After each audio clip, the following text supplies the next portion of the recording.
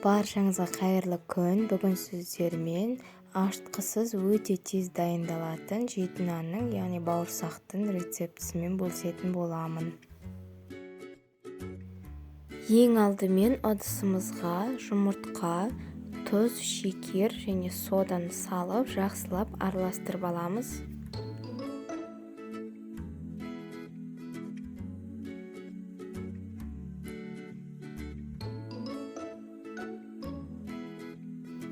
Массамыз біріксе жеткілікті. Содан соң айранымызды құямыз.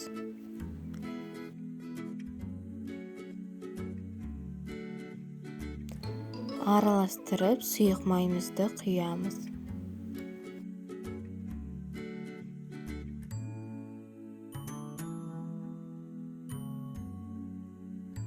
Ендігі еліктен өткізілген ұнымызды салып, қамыр илейтін боламыз.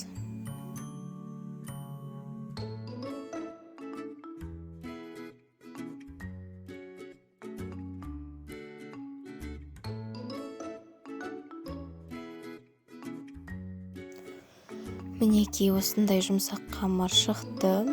Ендігі осы қамырымызды салафанға салып, жарты сағатқа холодильникке салып қоямыз.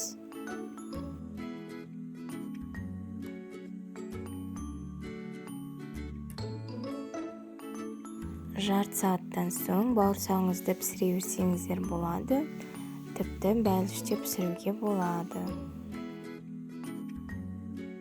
Қамырымызды теңде 7 бөлікке бөліп, әрқайсысын дөңгелетіп жайып шығамыз.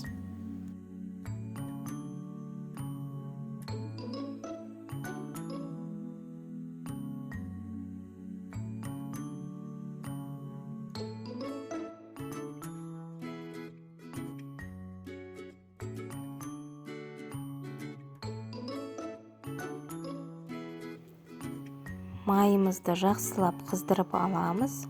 Содан соң қамырымызды саламыз.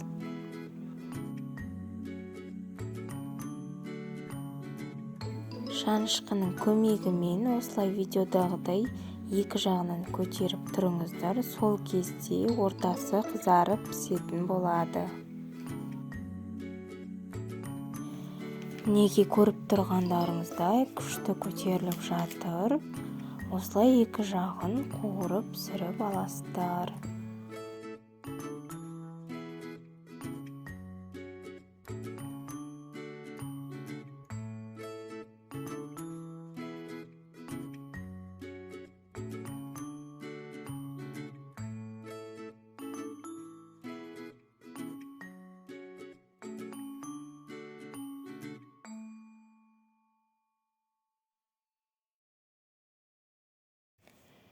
Мінекей дайын болды.